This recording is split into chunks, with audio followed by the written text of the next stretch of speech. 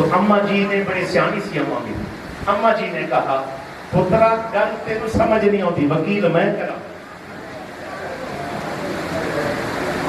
گل سمجھ تینوں نہیں آتی وکیل میں کرا تو آپ وکیل کر بھائی کبھی آپ سوچو اسلام کے اندر یہ پوری الحمدللہ کسی کو وکیل کر کے جج کے پاس پیش ہونے کی اجازت ہی نہیں ہے عورت ہو یا مرد سیدھا سیدھا جائے قاضی کے پاس اس کو کہے میرا یہ مسئلہ ہے اگر قاضی کی ذمہ داری ہے اس کو سمجھ کر گواہ بھی منگوائے اپنے طاقت پر اور اس کے بعد فورسز کے ذریعے سپاہیوں کے ذریعے جو اس کی قوت ہے وہ پوری لگا کر انصاف پہنچائے اور انصاف اس بندے غریب کے در تک پہنچے اس کو اسلام کہتے ہیں جو ہم اسلام سے دور ہوئے پھر اس کا نقصان آپ کے اور ہمارے سامنے ہے خرابیاں بڑھتی سے بڑھتی چلی جا رہی ہیں خیر کہیں نہیں آ رہی اور پھر ہمارا معاشرہ جہالت زدہ ہے ہمارے معاشرے میں کوٹ کوٹ کر جہالت بھری ہوئی داڑھی اور امامے کا نام اسلام نہیں ہے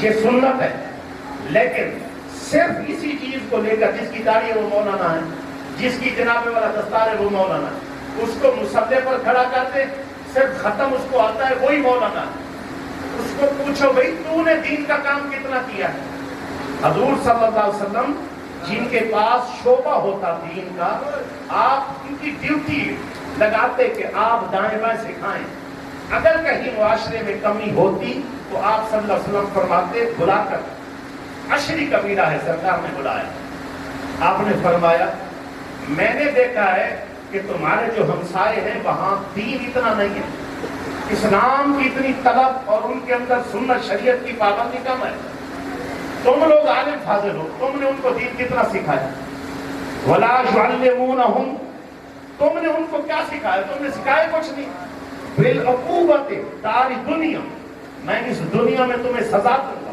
انہوں نے حضور سے 1 سال مانگا 1 سال دے دے ہم گرد و نواح میں سب کو دین سکھائیں گے اسلام سکھائیں گے اب سرکار صلی اللہ علیہ وسلم نے ہمیں یہ پیغام دیا سنت اور شریعت بن گئی یہ سرکار کی سیرت ہے کہ علماء کا کام صرف منبر سے دین پہنچانا نہیں ہے اگر محلے میں کہیں زنا چلتا ہے تو بھائی وہاں پہنچ کر ہاتھ جوڑ کر بھی ان کو روکے کہیں کوئی جھوٹ بول رہا ہے جھوٹ سے سود سے یا کسی طرح بھی کوئی خرابی کر رہا ہے تو علماء کا حق ہے وہاں جا کر دین پہنچائیں میرے آگے مائک آیا میں یہاں شروع ہو گیا ہوں حضرت صاحب کے پاس مائک گیا انہوں نے تلاوت کر دی اسی طرح ایک ہمارے اور ساتھی ہیں ان کے پاس مائک آیا انہوں نے نعت پڑھ دی ہم بری اور دیمہ نہیں ہیں سرکار صلی اللہ علیہ وسلم نے فرمایا جب کوئی ایک منصب پر دینی منصب پر پہنچتا ہے اس کی ذمہ داری ہے کہ وہ اپنے جیران اپنے ہمسایوں کو دائیں بائیں دین سکھائے نہیں سکھائے گا وہ مجرم قیامت والے دن اس سپاہی اور مجاہد کی طرح ہے اس سپاہی اور فوجی کی طرح ہے جس نے سرحدوں پر صحیح پہرا نہیں دیا آج اگر ہم اپنے ساتھ صوفی عالم فاضل لکھتے ہیں کیا ہم نے یہ ڈیوٹی سر انجام دی ہے شادیاں ہوتی ہیں کتنے علماء اکٹھے ہو کر محلے میں گئے کہ بھئی یہ شادیاں اس طرح مرد و زن کا اختلاط حرام ہے اگر نہیں ہے قیامت والے دن گریبان سے پکڑ کے ان علماء کو پہلے پکڑا جائے گا میں ذمہ دار اس بات کرتے ہوں یہ جان ایسے نہیں چھوٹے گی کوئی بندہ کہ میں نے تو کہہ دیا تھا نہیں من رہا منکم منکرا فلیغیرہ بیدہ فإن لم یستطع فبلسانہ فإن لم یستطع فبقلبہ ذالک اضعف الایمان سرکار نے فرمایا غلط ہوتا دیکھو ہاتھ سے روکو ہاتھ جس کو سمجھ آئیے سبحان اللہ کہیں گناہ ہوتا دیکھو ہاتھ سے روکو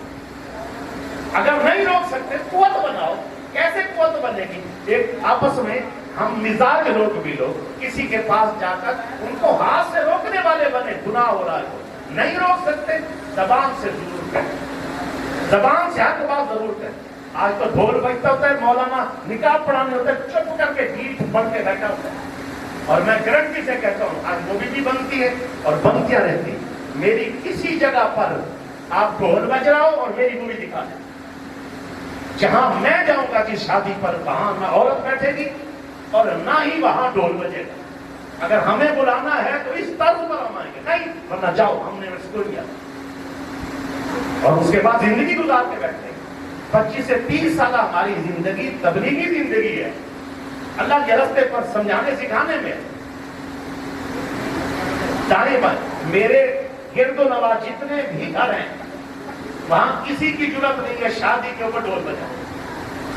میں نے بازو میں نے ہاتھ کے ساتھ روکا ہے. یہ نہیں ہے میں چپ کر کے گنگا صوفی شیطان بن کے یہ مولوی بن کے بیٹھا رہا نا. دائیں بائیں جرات نہیں کسی کی ڈھول بجائے. ہم باہر نکلتے ہم کو جا کے سمجھاتے حرام ہے یہ کام نہیں ہونے. پتہ ہے ڈھول کس نے بجائی؟ ڈھول ابھی اللہ بجاتا تھا اس وقت جب حضور تبلیغ کرتے پیچھے ڈھول بجایا جاتا تاکہ سرکار کی آواز لوگوں تک نہ پہنچے. یہ حرام ہے. سرکار فرماتے انی بوئست مقصر المزامیر، حدیث یاد کر لیں. انی بوئست مقصر المزامیر، میرا دنیا میں آنے کا مقصد یہ ہے کہ میں آلات موسیقی توڑنے آیا ہوں. آلات موسیقی توڑنے آئے. سرکار کی بعثت کا مقصد ہو کہ یہ جتنے باجے ہیں یہ جتنے بھی سرنگیاں ہیں یہ جتنے بھی یہ جو ہے نا وہ کوئی گٹار ہے جو کچھ بھی ہے سارا اس میں آ جاتا ہے. مزامیر میں سارے آلات موسیقی آ جاتے ہیں. تو فرمایا یہ توڑنے آیا. تو آج پھر جس کے سامنے یہ کچھ ہو اور روکے نہ تو وہ شامل ہے. کوشش کریں ہاتھ سے روکیں. اتنے بندے بلانے پہ اکٹھے ہو گئے ہو، اگر اسی طرح ہم بلاتے وہ بھی اکٹھے ہو جاتے. ہم پھر ایک دعوت ایسی دیں، ایک ٹیم بنائیں کہ دوستوں کو سمجھایا جائے کہ خدا میں شامل نہ ہو. بیٹیوں کی عزت رکھیں، اپنی بیٹیوں کی عزت بچائیں. اسلام پر دفعہ لگتا ہے. ہماری اور یہ سکھ کی شادی میں، ہندو کی شادی میں، مسلمان اور کافر کی نکاح میں شادی میں فرق نہ ہو تو کیا شادی؟ جس کو سمجھ نہیں آئی اچا سبحان اللہ کہتے ہیں. جس کو سمجھ آئی وہ سبحان اللہ. یہ ایک ذمہ داری ہے اور اس ذمہ داری کے ساتھ دوسری ذمہ داری پیش کر رہا ہوں. اتنی دیر میں ممکن ہے مجھے آواز کیا جائے تو لنگر پک گیا. ایک ذمہ داری یہ. دوسری ذمہ داری یہ کہ زمانے کے اندر حضرت حذیفہ بن یمان رضی اللہ عنہ کرتے صحابہ جب سرکار سے سوال کرتے تو ایک ہی سوال ہوتا، حضور ہمیں خیر کے بارے میں بتا. یسألون عن الخیر، خیر خیر خیر یہ کام اچھا کہتے ہیں، یہ اچھا کام کہتے ہیں. حضرت حذیفہ بن یمان کہتے ہیں جب بھی میں سرکار سے سوال کرتا کنت اسأل، میں جب بھی حضور سے سوال کرتا عن الشر، کہ حضور بتائیں کہ فتنہ فساد جب آ جائے تو میں کیسے بچوں، یہ دور میں دیکھ لوں تو میں کیسے بچوں. تو حضور صلی اللہ علیہ وسلم نے ایک ایک فتنے کے بارے میں بتایا. پھر جب فتنوں کے دور آئے تو لوگ دوڑ دوڑ کر حضرت حذیفہ بن یمان کے پاس آتے.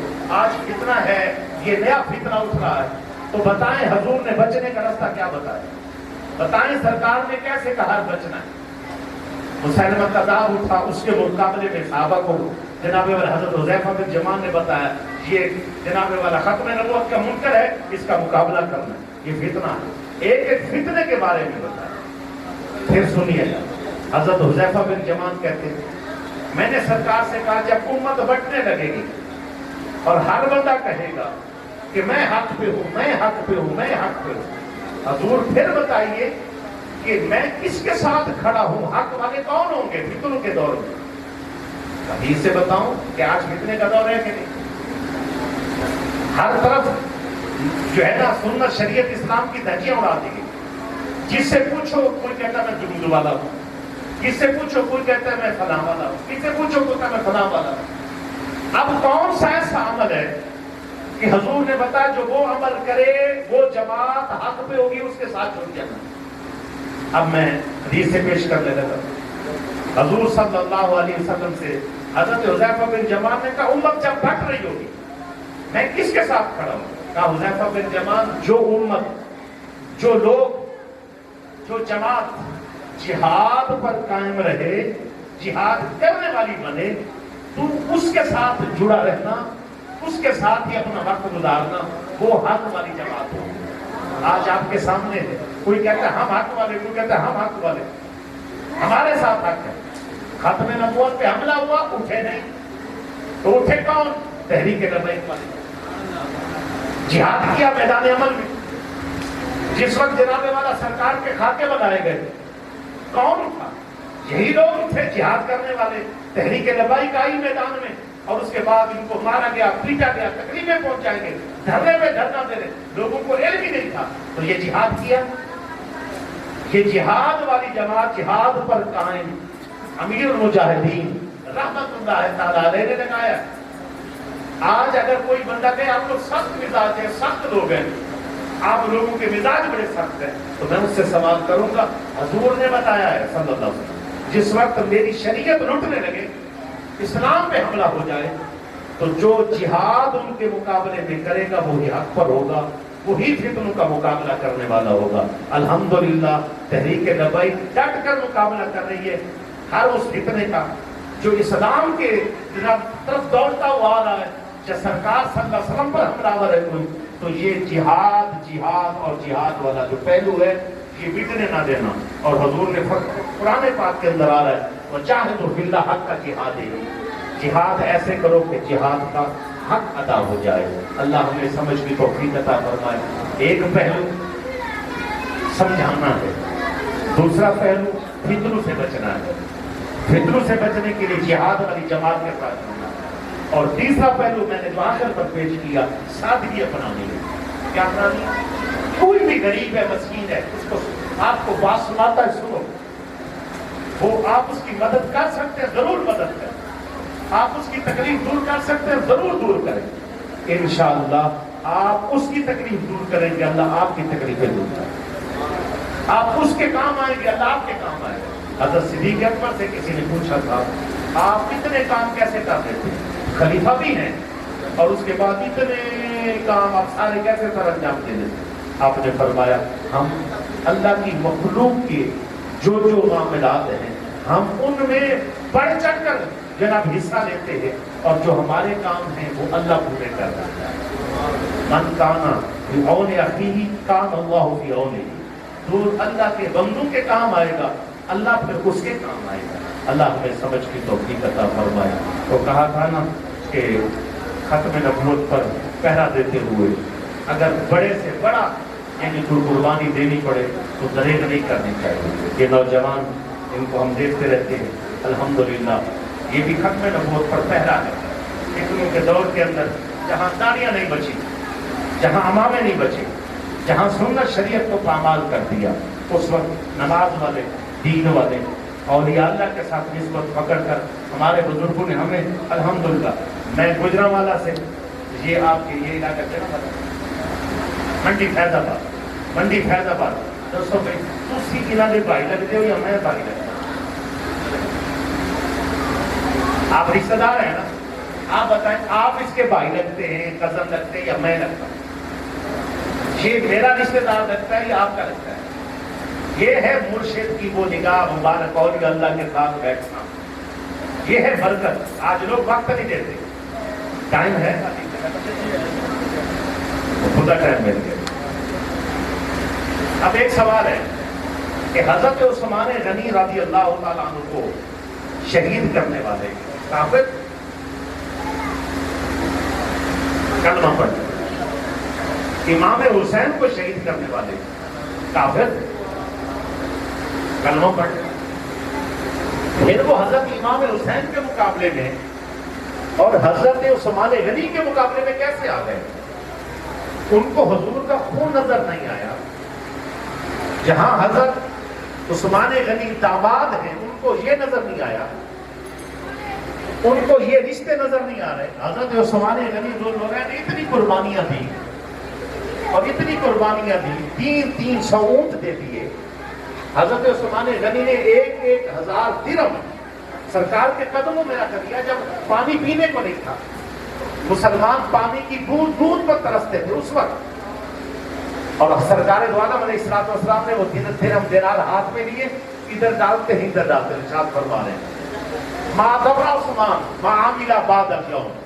آج کے بعد عثمان کچھ بھی کرے جنت ضرور جائے. جنتی کی مور سرکار نے لگائی. آسمان کی طرف رخ کرتے حضور نے کئی بار ارشاد فرمایا یا اللہ میں عثمان سے راضی ہوں، عثمان سے راضی ہوں، عثمان سے راضی. اللہ تو بھی راضی ہو. کیا انہوں نے نہیں سنا تھا مسلمان تھے, نبی کا کلمہ پڑھا کہ حضرت عثمان کی اتنی شان ہے. اور حضور صلی اللہ علیہ وسلم نے حضرت عثمان کے لیے یہ جملہ بھی ارشاد فرمایا, یا اللہ حشر کا دن ہو. کون سا دن ہو؟ کون سا دن؟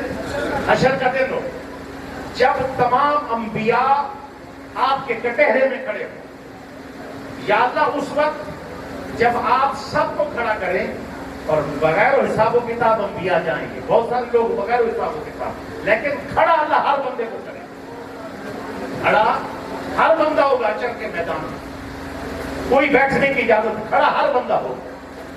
حضور صلی اللہ علیہ وسلم نے اللہ کی بارگاہ میں التجا کی, مولا حضرت عثمان کی دین کے لیے اتنی قربانیاں ہیں, میری دعا حضرت عثمان کے حق میں, میری سفارش یہ ہے حشر کے دن جب لوگوں کو کھڑا کیا جائے تو اس وقت حضرت عثمان کو نہ اٹھایا جائے, حضرت عثمان کو بیٹھنے دیا جائے.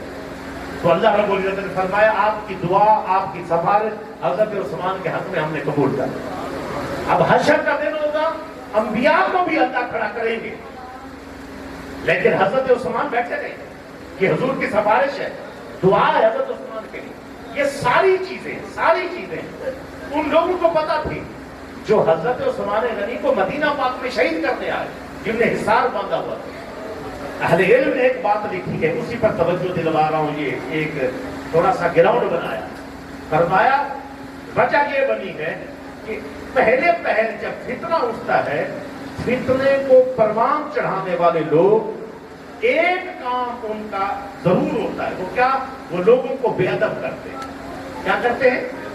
بے ادب کرتے ہیں. جب کوئی بے ادب ہوتا ہے پھر وہ نہ اس کو نبی نظر آتا ہے, نہ صحابی نظر آتا ہے, نہ اہل بیت میں سے کوئی نظر آتا ہے, نہ ان کو کوئی ولی نظر آتا ہے. تو آج فتنوں کا دور ہے. مرزا پلمبر جیسا بندہ ہر بات پہ حضور غوث پاک پہ بھونکتا ہے. مقصد کیا ہے؟ بے ادب کرتے ہیں. جو اس کی بات سنے گا اولیاء اللہ کا بے ادب, جو اس کی بات سب صحابہ کو بار بار بھونکتا ہے. مقصد کیا ہے؟ ایسا کرے گا تو اس کی وجہ بے ادب ہوں گے. جب بے ادب ہوں گے وہ اپنے فتنے میں جلدی پھنسا لے گا. حضرت امام حسین کو شہید کرنے والے بھی فتنے کا شکار اور بے ادب ہوئے تھے وہ لوگ. حضرت عثمان غنی کو شہید کرنے والے بھی بے ادب ہوئے, بے توقع جو ہے نا وہ تعظیم اور احترام سے دور ہوئے. پھر انہوں نے اتنے بڑے اقدام انہوں نے اٹھائے اور قدم اٹھائے. اپیل کروں گا کہ آج بھی کسی اللہ والے کو ڈھونڈ, مرزا جیسا یہی جیسے ان کی باتوں میں آ کے ہاں جی کچھ نہیں ہوتا تو کچھ نہیں ہوتا. میں کہہ رہا ہوں سید محمد فاروق شاد کر رہا, آپ کے ہاں میرا تعارف نہ ہو, ممکن ہے. میں بندہ ناچیز چھوٹا موٹا مفتی بھی ہوں, میں پی ایچ ڈی ڈاکٹر بھی ہوں, اور اس کے باوجود ہم نے دنیا کے دھکے بھی کھائے. میں مدینہ یونیورسٹی کے اندر رہ کر بھی تھوڑا وہاں بھی ہم پڑھ کے آئے. اس کے باوجود میں کہہ رہا ہوں اگر میرا ہاتھ مرشد کے ہاتھ میں نہ ہوتا تو آج میں دنیا کا کتا ہوتا. دنیا ہمیں کہیں نہ کہیں ڈبو کے لے گئی. آج میں بچا, ہزاروں لوگ بچے. اس کی اصل وجہ یہ تھی کہ ہم نے ہاتھ کامل کے ہاتھ میں. جیسا وقت آیا, جیسی ہوا چلی, ہم ہر ہوا کے ساتھ نہیں ہوتے. ہماری شادی ہوئی, ہم نے نعتیں پڑھی, ذکر کیا, بیان ہوا. جس کی شادی ہوتی اس طرح ہوتا ہے. اس کے باوجود آج ختم نبوت کے لیے ہم جیلوں میں رہے, مار کے کوٹ کے سن مار کر دیا, پھر اس طرح سے اس طرح. ہمارے ادارے بند کر دیے, ہمارے بچوں کو نکال دیا گیا, ہم پہ حملے پہ حملہ. جب بھی مسئلہ ہو پولیس کے ڈالے گھر میں استانے پر تالے لگا دیتے, اس کے باوجود سیڑھیاں میں لا کے چڑھ جاتے. ہم کہتے تسی اپنا زور لاؤ, اسی اپنا زور لاؤ. تاجدارے ختم نبوت, تاجدارے ختم نبوت. اسی لیے میں کہتا ہوں یہ زبان کاٹ دو, جسم و جان کاٹ دو, مدحت سرکار کی سزا دو مجھے. کیسے سبحان اللہ تعالیٰ. یہ نہ سمجھو کہ ہم کھانے کے لیے بیٹھے, یہ آج سرکار کے نام کی محفل بناتے ہیں. یہ زبان کاٹ دو, جسم و جان کاٹ دو, مدحت سرکار کی سزا دو مجھے. ذکر شاہد عالم سے رکوں گا نہیں, چاہے 100 بار سولی چڑھا دو مجھے. ٹکڑے ٹکڑے کرو میرا سارا بدن, آگ روشن کرو اور جلا دو مجھے.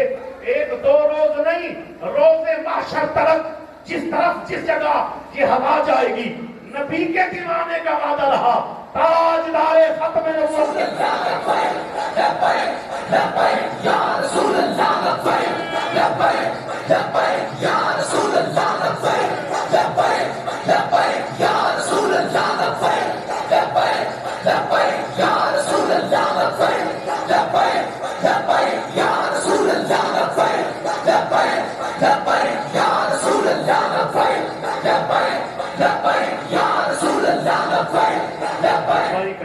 میرے آخری جملے پہ انہوں نے سننے نہیں دیا۔ آخری جملہ میں پھر دوبارہ نہیں کہہ سکتا، مجھے دوبارہ شعر کہنا پڑا۔ دوبارہ سنو، یہ زبان کاٹ دو، جسم و جان کاٹ دو، مدحت سرکار کی سزا دو مجھے، ذکر شاہ دو عالم سے رکوں گا نہیں، چاہے 100 بار رسولی چڑھا دو مجھے، ٹکڑے ٹکڑے کرو میرا سارا بدن، آگ روشن کرو اور جلا دو مجھے، ایک دو روز نہیں، روز محشر تلک جس طرف جس جگہ یہ ہوا جائے گی، نبی کے دیوانے کا وعدہ رہا، تاجدار ختم نبوت کی صدا جائے گی۔ لبیک لبیک یا رسول اللہ، لبیک لبیک لبیک یا رسول اللہ، لبیک لبیک لبیک یا رسول اللہ، لبیک لبیک لبیک یا رسول اللہ، لبیک لبیک لبیک یا رسول اللہ، لبیک لبیک لبیک یا رسول اللہ، لبیک لبیک لبیک یا رسول اللہ، لبیک لبیک لبیک یا رسول اللہ۔ بابا جی کا شعر، میں بابا جی کا شعر پڑھتا ہوں، میں ہور کسی دا نہیں پڑھتا، میں ہور کسی دا ذہن میں رکھے، بابا جی میرا استاد نہیں ہے، بابا جی کا شاگرد نہیں ہوں، مرید بھی نہیں۔ اس تحریک شروع ہونے سے پہلے مجھے پتہ ہی نہیں تھا کہ بابا جی جامعہ نظام میں پڑھاتے، بابا جی شیخ الحدیث ہیں، مجھے علم ہی نہیں۔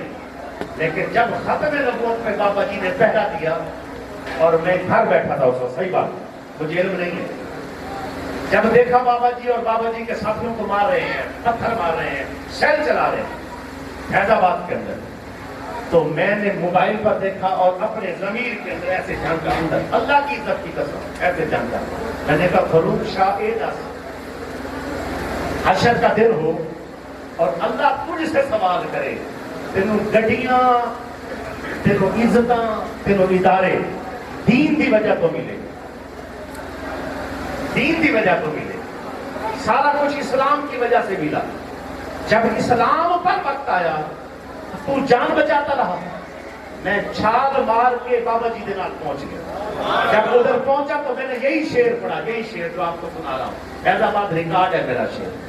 میں نے کہا میں ہور کسی دا نہیں ہونا، یہی وجہ ہے بابا جی تسی دین آپ نے قربانی دی ہے، ختم نبوت پہ پہلا دیا ہے، ہم آپ کے ہو گئے، میں ہور کسی دا نہیں ہونا، مینوں تیرے ہون دا چاہ بابا، میں پنچھی تیرے پنجرے دا، مینوں ہتھی چوک چلا بابا، میرا تن من نچنا چاہتا ہے۔ لوگ نچے نے نا، کوئی ڈھول دی تاپ تے نچتا ہے، کوئی عہدیاں دے واسطے نچتا ہے، کوئی جناب والا نوکریوں کے لیے ناچا، کوئی کسی چیز کے لیے ساری زندگی گزاری، کتے بنے دنیا کے۔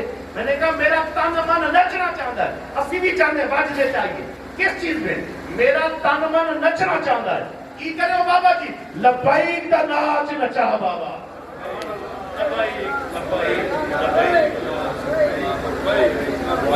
اللہم صلی علی سیدنا مولانا محمد وعلی آلہ وسلم۔ یا اللہ ہمارے بھائیوں کی ولیمہ پر اتنے دوست احباب تشریف لائے اور کافی دیر تک محبت کے ساتھ ہر ساتھ یہ سماعت فرمائی گفتگو، اللہ ان کو